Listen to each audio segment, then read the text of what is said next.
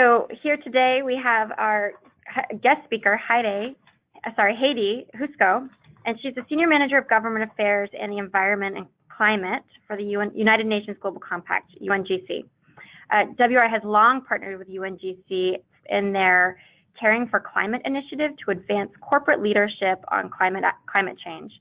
And we're pleased to welcome her here to share a bit about our current collaborations, along with the inside view of the preparation and plans at the UN for COP23. In terms of WRI speakers, we also have David Waskow, International Climate Initiative Director here at WRI. So David will really be helpful in setting that WRI insights and context for upcoming international climate events. And additionally, we have Elliot Metzger and Deborah Drew, so both members of our Business Center. And Elliot and Deborah will present a preview of the research feeding into the UN and other action dialogues. They've been looking at a landscape of the countries and companies leading on climate change. They're currently putting together a playbook that will help inform corporate engagement on climate in 2018, which they'll share a bit of preview with you as we progress through the hour. So then, without further ado, I'm happy to pass it over to you, David, to get us started. Great. Thank you very much, and welcome. Glad you're all on. And I do look forward to some questions and answers, so I'll try to keep this relatively brief so you can dig into the pieces that you're most interested in. We find ourselves at an interesting point. We're now 2 years out from the adoption of the Paris Agreement at COP21 in Paris, and are really in the middle now of what is the first of the 5-year cycles that Paris laid out is really central to the climate regime going forward. And that was really a central part of the Paris Agreement, that there would be these repeated regular 5-year cycles. And we're now in the first one, which is quite critical in a couple of respects. One is that it really is essential that we enhance action and strengthen the level of ambition over the next several years so that we can keep temperature change well below 2 degrees. And it's also a period during which we have many opportunities to seize many climate actions that can provide substantial economic and development benefits. So that 5-year cycle, which really concludes in 2020, when hopefully countries will come forward with enhanced climate commitments, enhanced nationally determined contributions, or NDCs, that's really the point toward which we're heading, and this year will really help us set up the process heading there.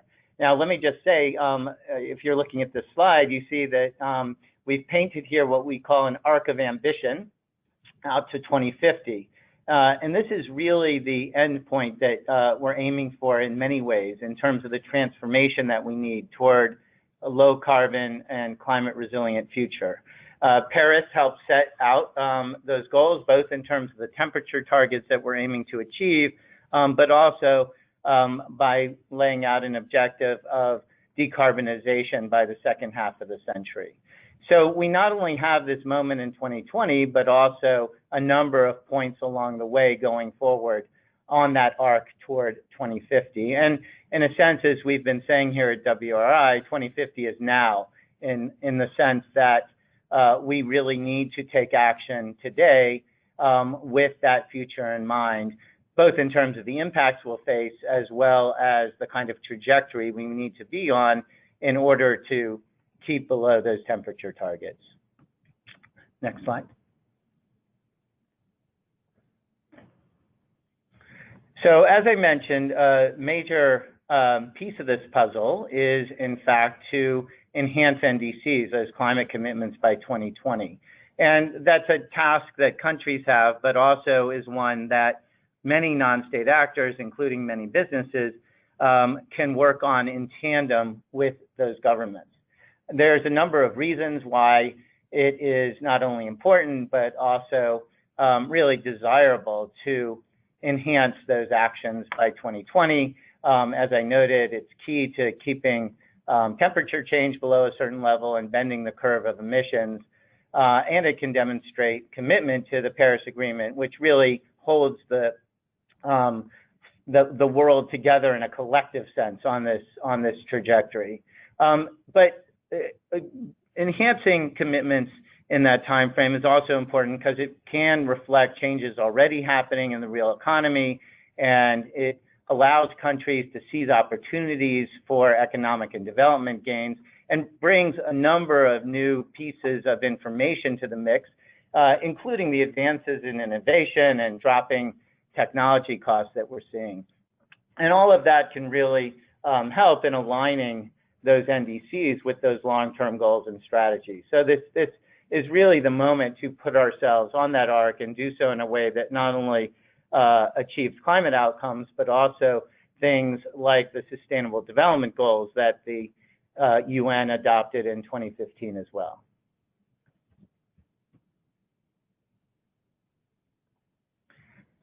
At WRI, we've been doing some work at looking at what the options are for countries to, in fact, enhance their NDCs, to strengthen their actions.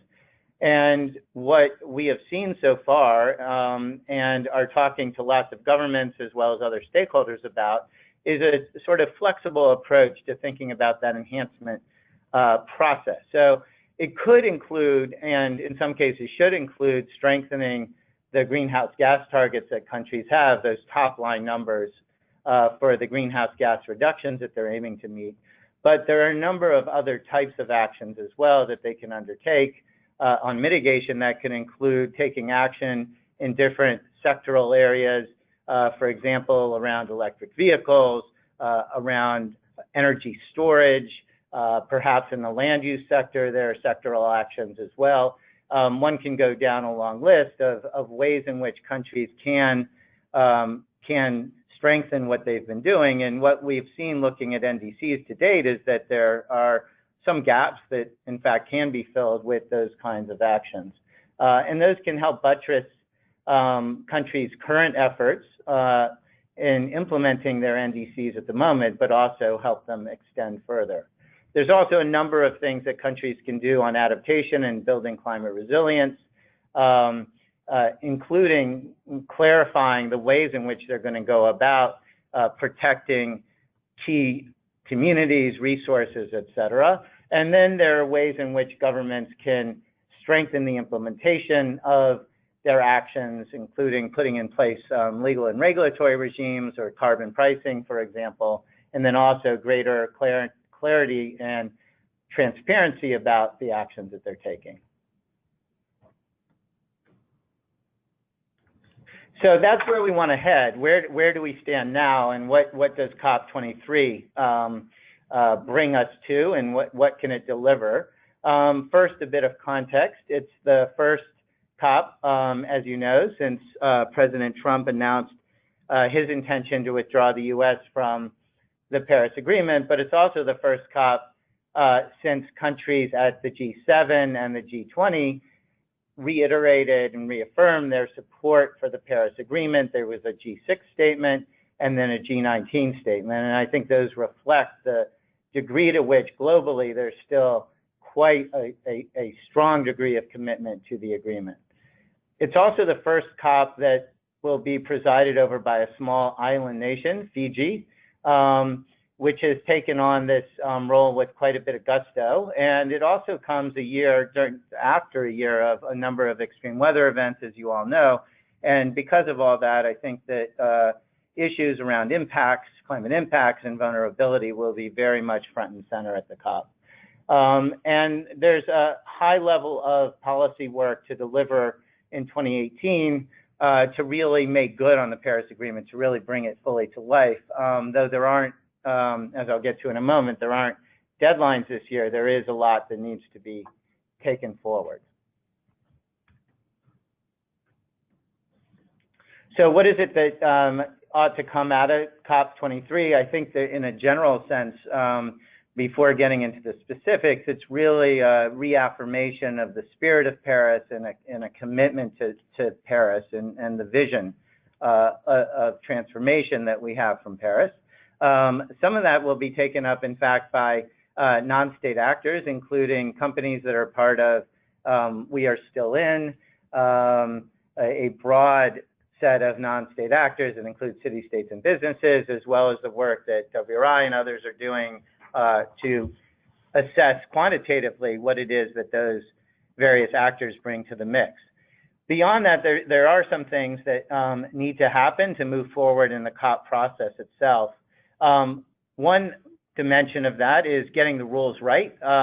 There's a process underway to craft the implementation guidelines, or the rule book, as it's sometimes called, that really puts in place the details, the key pieces of furniture in the broader architecture, if you will, that will bring the Paris Agreement fully to life on issues like transparency, accountability, and also the ambition process every 5 years. And then another key outcome from this COP has to do with where we head next year. When I should say on the implementation guidelines, the rule book, that there was agreement last year, reaffirmed from Paris, that that would be completed by next year, by 2018 at COP24. And so this COP is really a time to move forward on the negotiations in a very clear way, to have clear decision points that have to be addressed, and then options for resolving them. The other thing that needs to come out of the COP is a sense of what's going to happen next year to drive us toward 2020.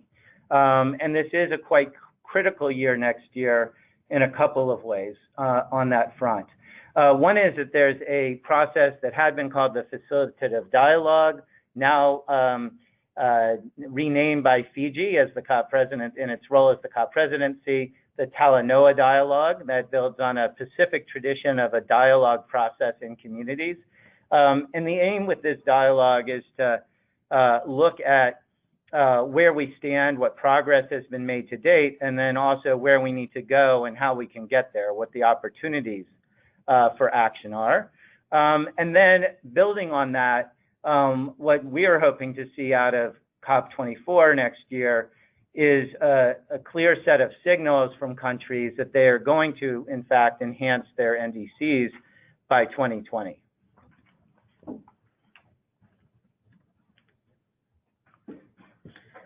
This next slide here gives you a sense, I think, of what it is that this process can entail. And it's not just the Talanoa Dialogue that will take place inside the UNFCCC and under the Paris Agreement proper.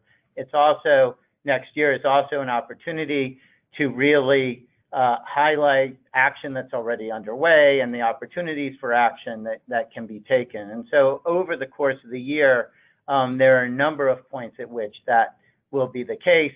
The Talanoa Dialogue will get kicked off at COP23, but then there are moments like the French Climate Summit that President Macron is hosting in December, the Global Climate Action Summit in September next year in California, and so forth. And all of those will build toward a culmination at COP24 that then will spur action toward 2020.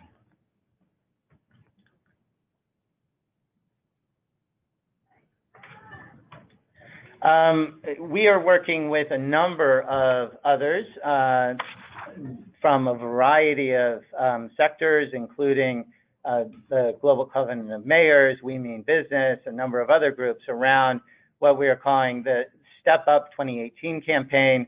It's not a campaign in the formal sense, but it is a joint communications approach to next year.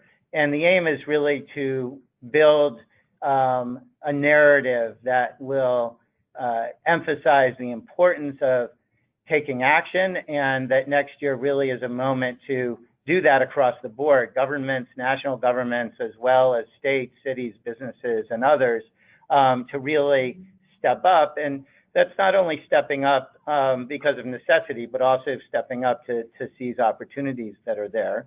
And at the end of the year, as I noted, to really come together around a clear set of signals that national governments will strengthen what's in their NDCs, will take further actions, but also will do that in tandem with a number of non-state actors, especially business.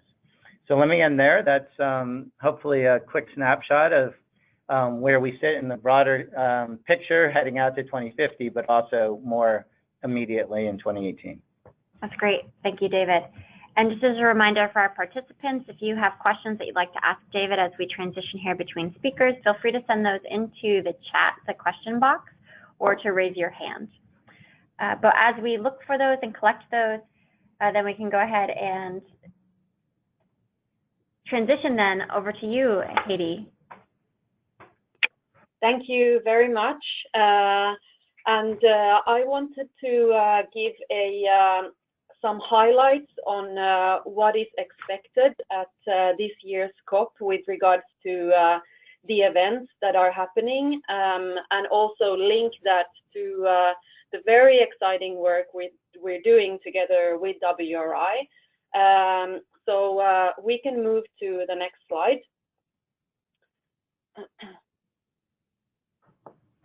I wanted to start with show you a slide around the climate action platform that we call Pathways to Low Carbon and Resilient Development.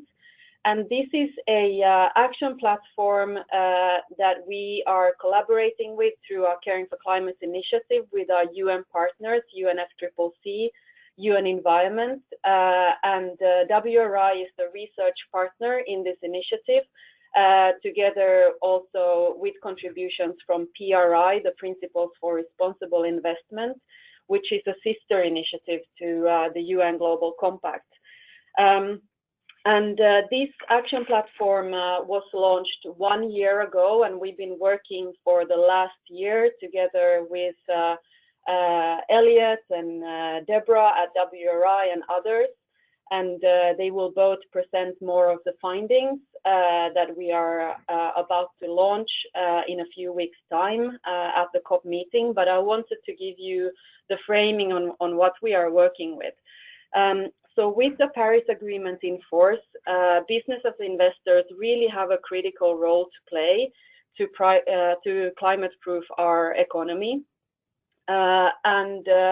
We wanted also to connect the dots between what is being done on a country level through the NDCs, as well as the SDG plans, as well as what is being done through the non-state actors and particularly business through the NASCA platform and the various commitment areas that are out there. And many of you have already made public commitments on science-based targets. Many of you are also working on carbon pricing, as well as other Caring for Climate commitments around adaptation and responsible policy engagement. So what we wanted to do is to understand how can we inform the governments who are setting the, who are working on the new enhanced NDCs, so that we can actually reach the well below 2-degree pathway. Basically showing the governments that business are already contributing in various ways to kind of catch that up, as well as looking at what are the future market opportunities that are out there and really catalyzing local impact through that way. So what the action platform aims to do is to mobilize the private sector to become that catalyst that is needed, and also enhancing the country level action that is needed for us to meet the Paris Agreement and the SDGs. And we aim to scale the progress made by business to date and link that to the global climate action to translate this into country level action.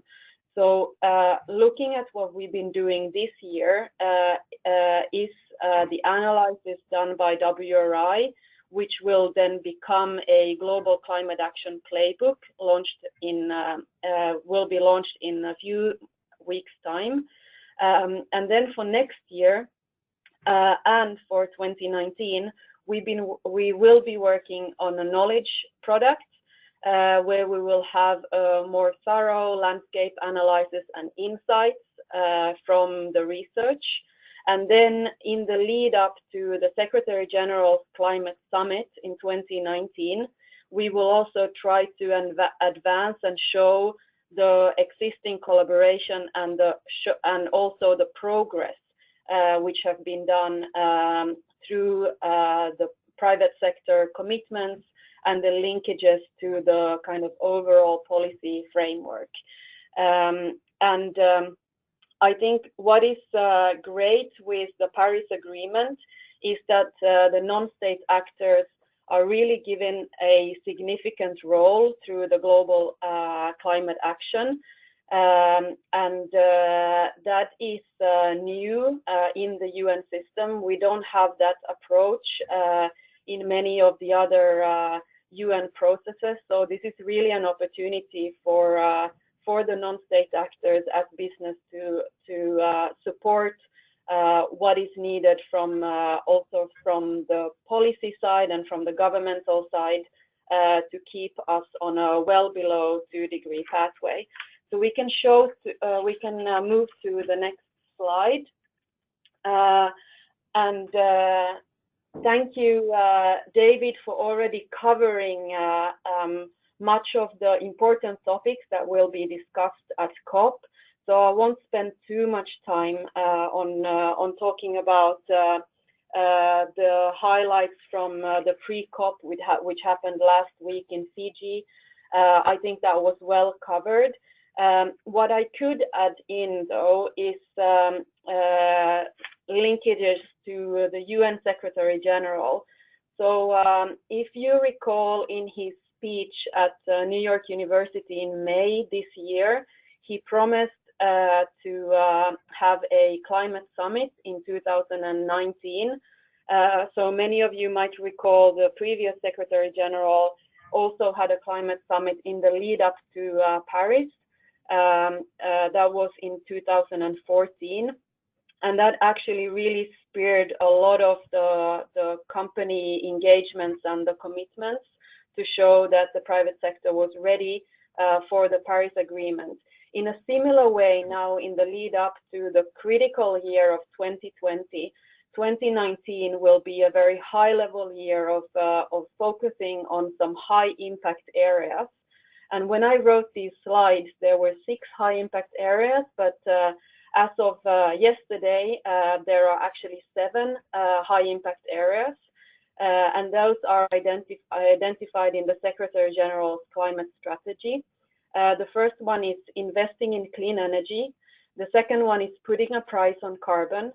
3 is making the energy transition. 4 is mitigating risk. 5 is augmenting the contribution of subnational actors and business. So you see here that business is actually called out specifically in his strategy. The 6th is mobilizing finance. And then the additional one will be resilience. So the Secretary General in the lead up to his climate summit is doing some multi-stakeholder dialogues at a very high level with the non-state actors. And the UN Global Compact is helping to prepare those meetings and to facilitate those meetings together with other UN partners and the Secretary General's team. Business is also invited to the table. There have been 2 meetings this year, and the 3rd meeting will take place in Bonn in a few weeks' time, and I'll talk about that more in a second. And there will be more such meetings in the lead up to 2019. And what we've also seen from the UN side, and I wanted to mention this in case you didn't see, yesterday the World Meteorological Organization came out with a new alarming report that shows that the CO2 in our atmosphere has hit a new high in 2016. So from the UN side, that also looking at all the extreme weather events that we've had only in the past few months really shows that, their climate change is real, it's serious, and we really need to mobilize on raising the ambition now for going forward, and we really need the private sector support to do that. So we can move to the next slide. This is one section of all the related events that are happening at COP23 in a few weeks' time. I told you that the Paris Agreement really emphasizes, and the whole process emphasizes, the non-state actors in a really great way and in an inclusive way, and that is being captured through the global climate action. There will be some thematic days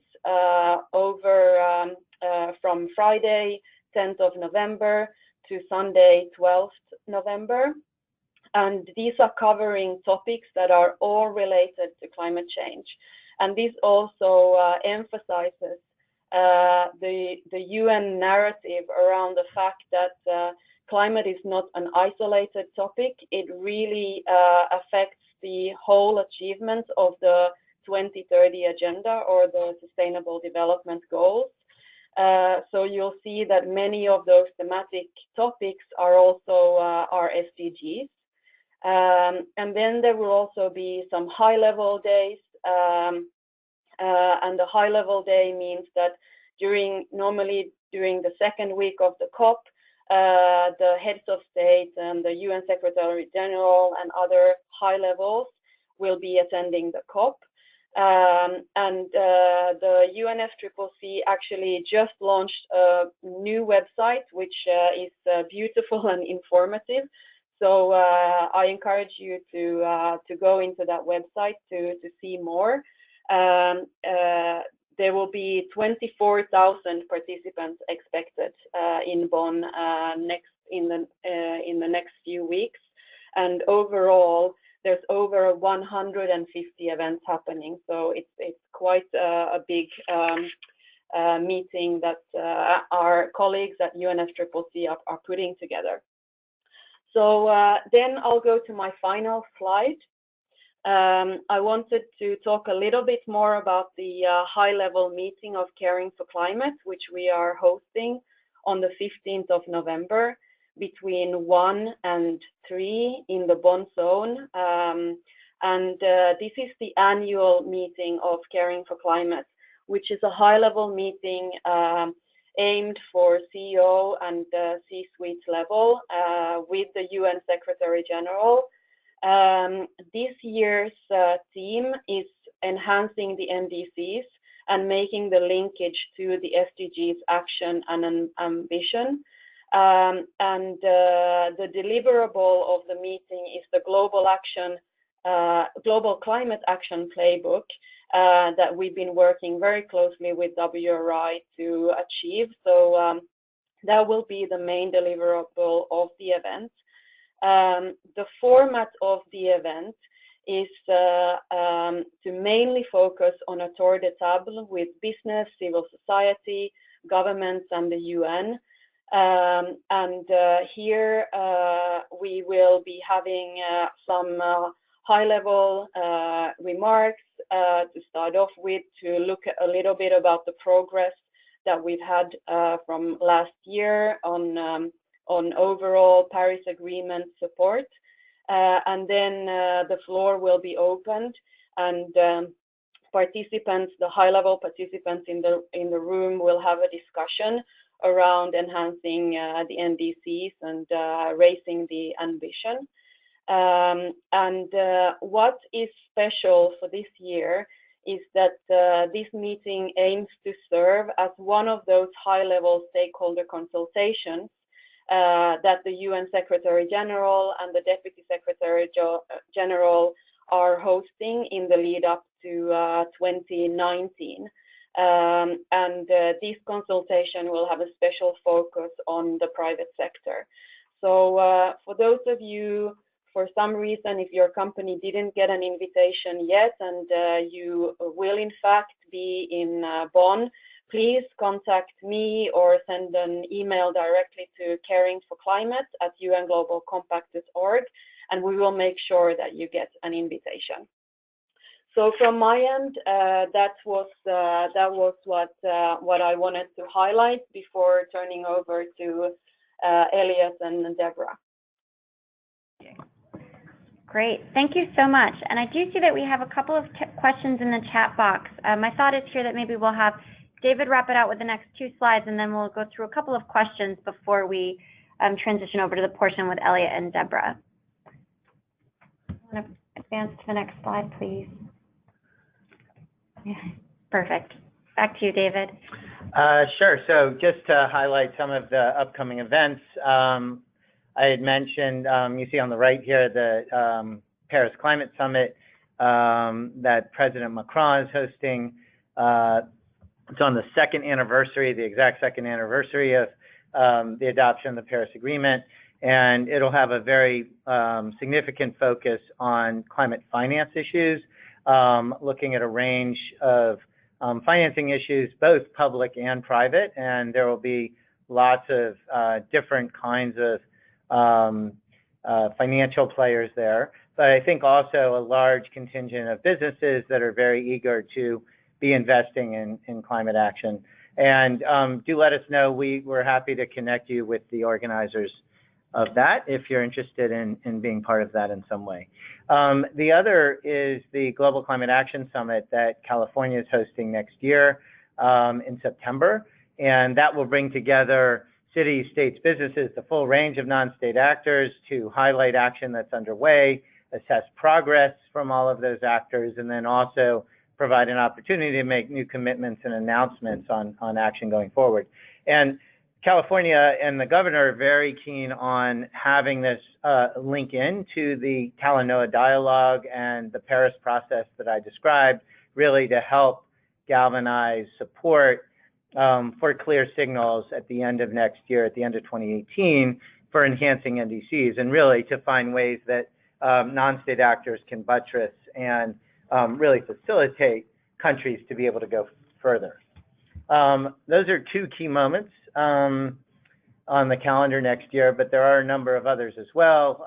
This runs through some of them, including the World Economic Forum in January that is likely to have a session or even multiple sessions on all of these issues.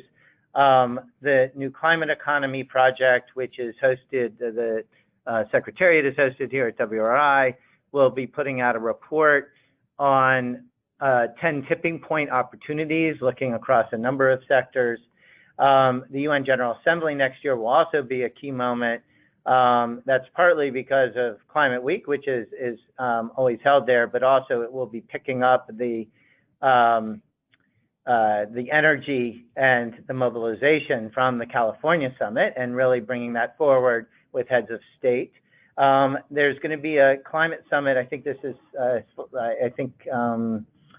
I may have made a mistake in noting this next moment. The UN Climate Summit in New York in September 2019, in fact, is going to be a major event similar to the one that you may recall in 2014 that brings together heads of state as well as CEOs, mayors, governors to shine a light on the kinds of action that they're taking and new announcements. And then next year still, there will be other moments. The IPCC is putting out a report that will be finalized in October on staying below 1.5 degrees, and the World Bank annual meeting and meetings in Indonesia and in Bali will have a very strong climate focus as well. Fantastic. Thanks, David. So maybe we'll take a question or 2 now, and then we'll do a quick transition over to the remaining content. So for you, David, are there any countries that stand out as particularly critical for 2018 to 2020 engagement? Well, I think we're at an interesting point in climate history, if you will, not only going well past 400 ppm, I guess, but also in terms of how countries are engaging around climate. And we saw last year with the G6 and G19 that I mentioned, a new kind of leadership that you could call distributed leadership with many more actors really making clear their investment in moving forward on climate action. And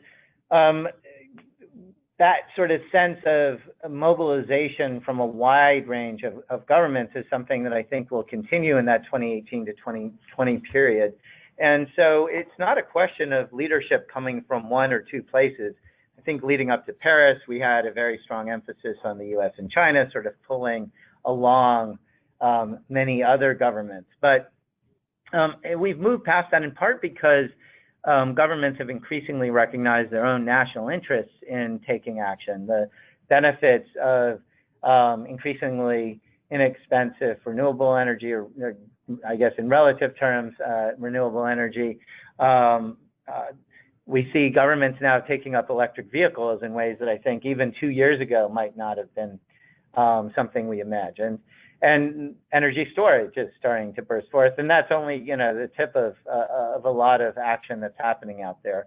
And so governments seeing that, I think, across a wide swath of countries are moving forward. We still, of course, are going to need China, the European Union, India, some others to move forward. But I think we should also think across countries in terms of key sectors where action is possible, and how to build coalitions of governments together with non-state actors to really say, yes, we're going to take new steps in transport, in energy, and part of that is going to end up getting reflected in the NDCs as well.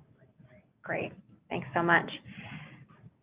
And Heidi, as we transition into the next section here, I wonder if you could take this question around what we're seeing from companies in other countries. So what are they typically asking, and what are they doing to the lead up to COP23? Do you see regionalized differences in engagement with the UN process by companies based on where they're located?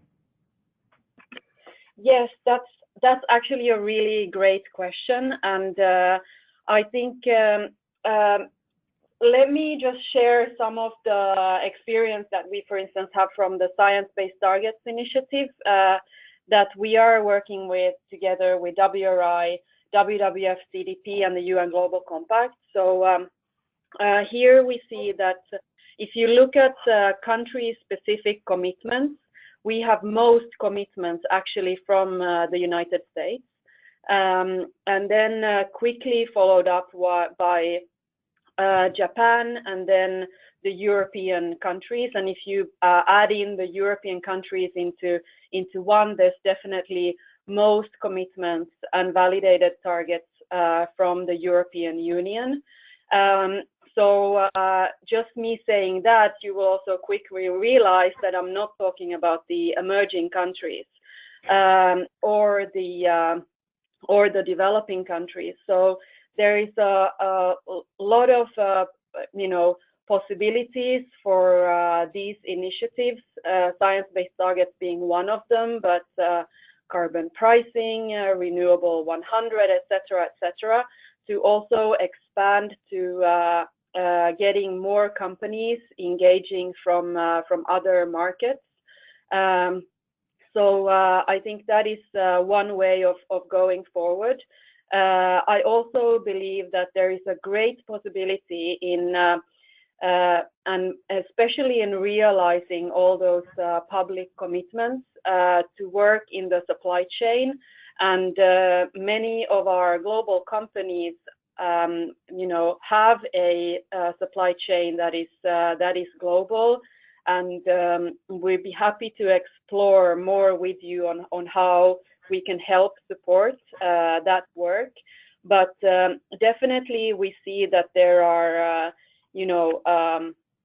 a lot of companies from kind of the Western markets that are making commitments. On carbon pricing, on the other hand, there's also some Chinese companies, and obviously that's very much related to also the policies that will come and that the governments are preparing for. Brazil is another good example of where carbon pricing is really in the focus. If you look at more on the commitments around, for instance, adaptation, South Africa, again, is a country that is preparing for a lot of that. So it's very context-based, but and rightly so, in a sense of looking at where the big emissions are coming from, and where we need to cut emissions drastically. But there's definitely a lot more to work on to make sure that there is a global movement also of companies in the non-state actor space. Thanks for that answer. That's helpful context. And I think a good segue here, so in the interest of time, we'll go ahead and transition it over to Deborah, who will walk us through their upcoming work. Thanks, Emily. I'm just going to give a quick introduction to some of the work, and Heidi alluded to it with the playbook. So our project is looking at a landscape analysis where we are working to reconcile the country and company climate ambitions and objectives. Reconciling because NDCs are a nation-state approach and they stop at the borders, whereas corporate approach is along value chains, spanning borders. An example of this is the 70-plus countries that have approved science-based targets. These are complementary actions, but the objectives can be difficult to reconcile. So that's what our work is focusing on, and helping to demonstrate that countries' NDCs are signals to the market. And our goal is that we want to create a mutually reinforcing conversation where both countries and companies inspire confidence in the other to ratchet up climate action ambitions, both pulling in the same direction. And so during mine and Elliot's discussion here, we're going to have some questions for you, with the first poll question coming up, really trying to ask the companies to consider what sort of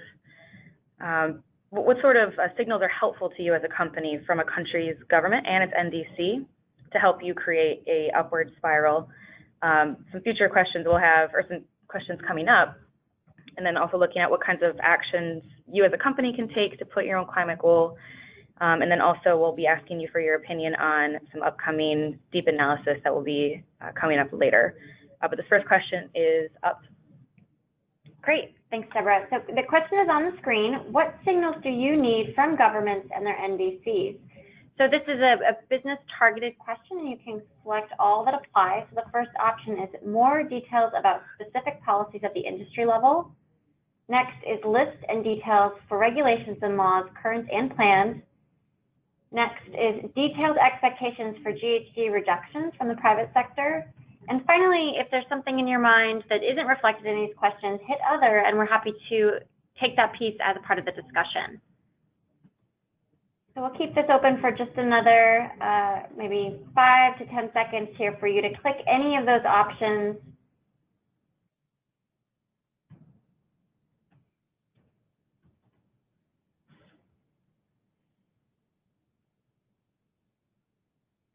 All right, so we'll go ahead and close the poll here.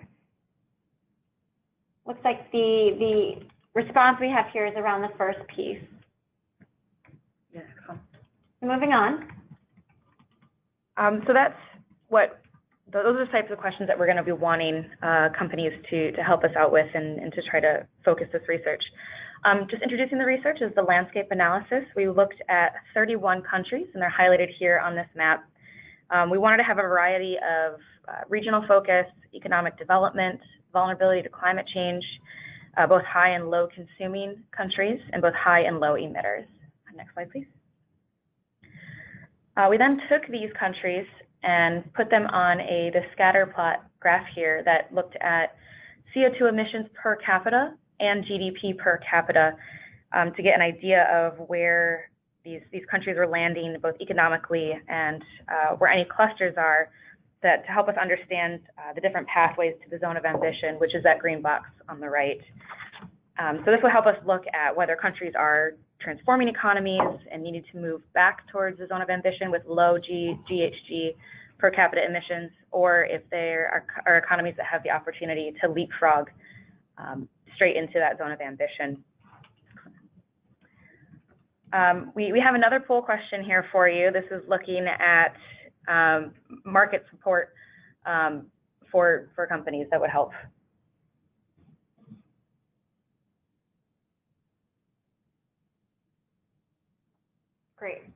So looking at the question here, if you were to sit down with ministers, what can your company do to put climate goals in a country's NDC context? So for example, quantifying value chain reduction targets, or local operation reduction targets, and or financial contributions like renewable energy investments or others. So feel free to click any of those that apply, and if you have other, you can type that into the box here. And I do see we have a couple questions coming into the box, so we'll try to get to those as we continue.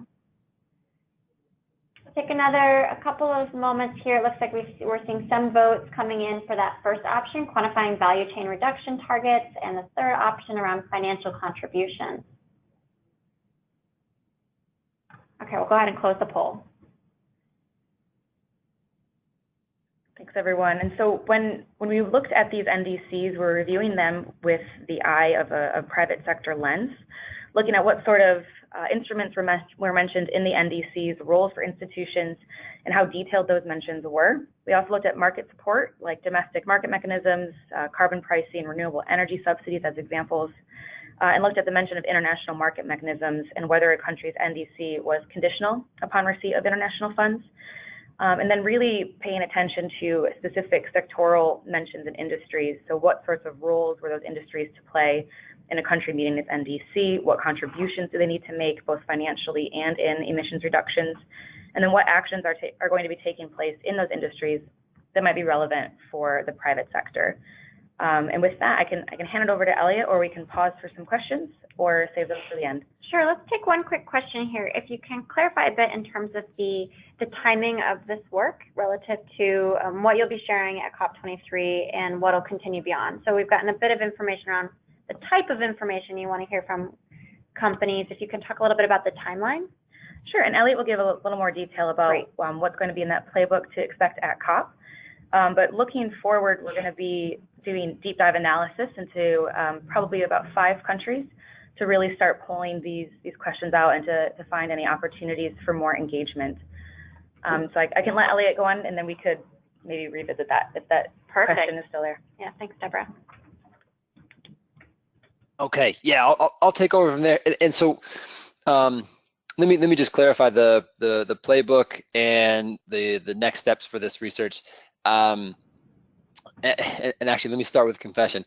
It took me about 2 or 3 months to really figure out what INDC stood for. I kept, for the life of me, I couldn't figure out all the different letters and how they matched up in the acronym.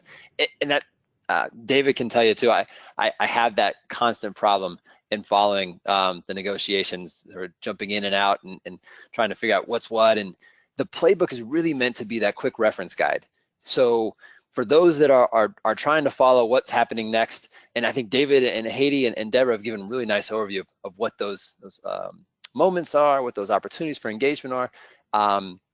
So this playbook is meant to be that quick reference guide. And this visual that you see here, it might look familiar. We sort of borrowed the formatting from a Consumer Reports style graphic, right? You see that the circles filled in, a quick idea of who's doing what and who's strongest where, who might need encouragement, who might need support in terms of enhancing their NDC. Don't pay too much attention to the detail. This is really just the illustration of what this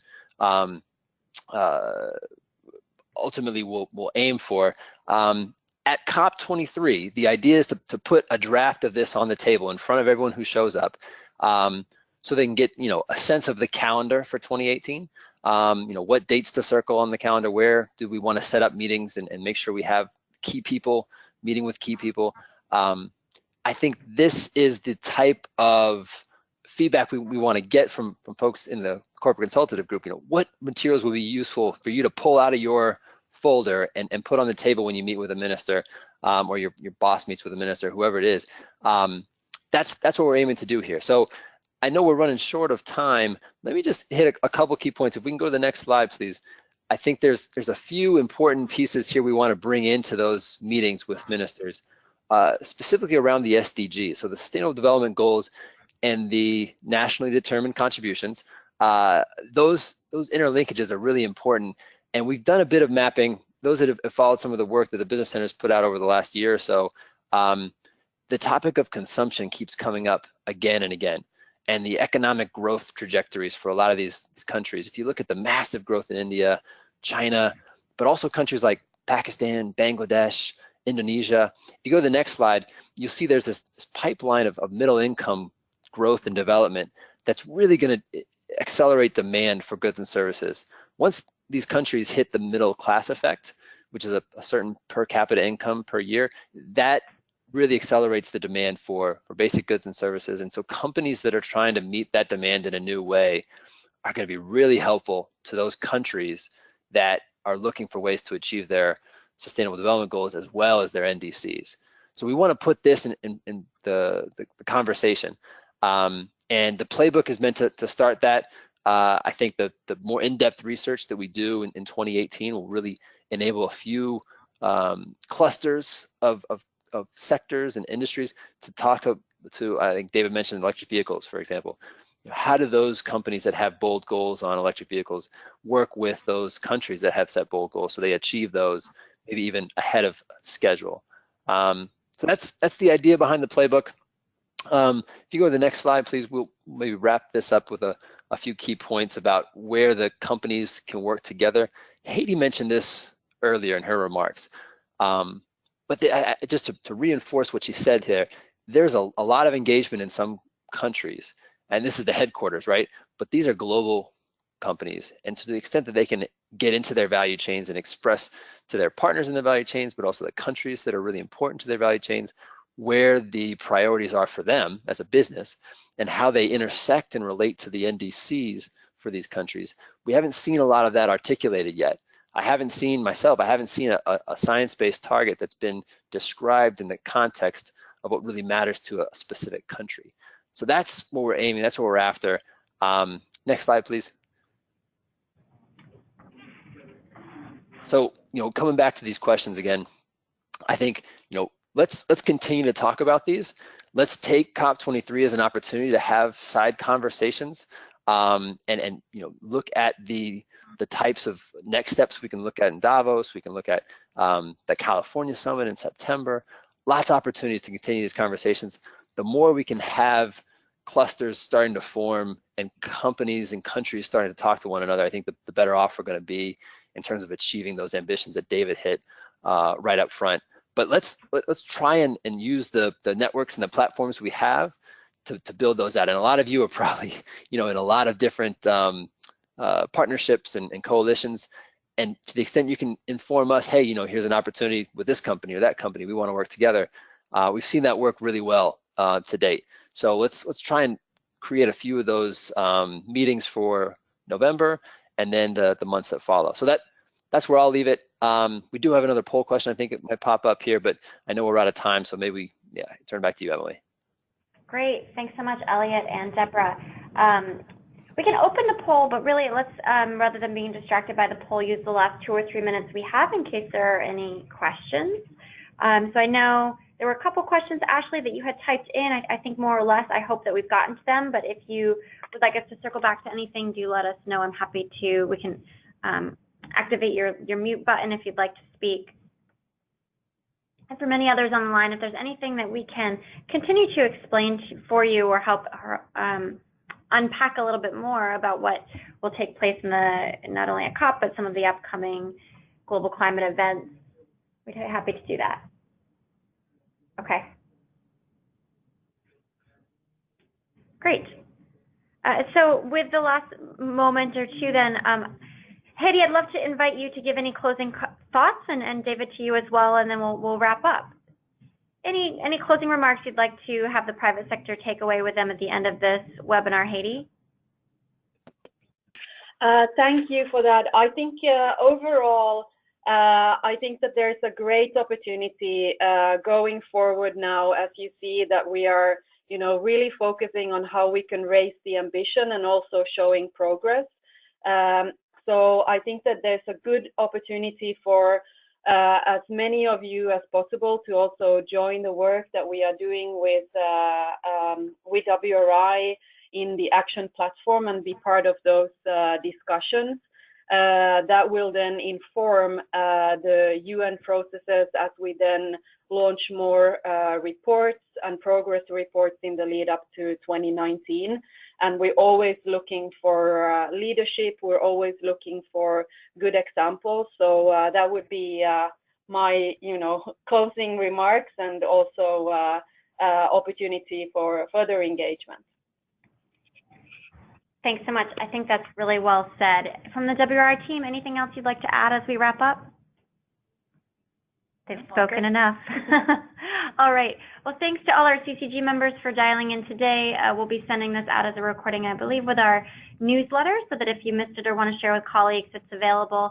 And as always, please don't hesitate to reach out to me. I'm happy to connect you with our speakers and experts for follow-ups. Have a great afternoon, everyone.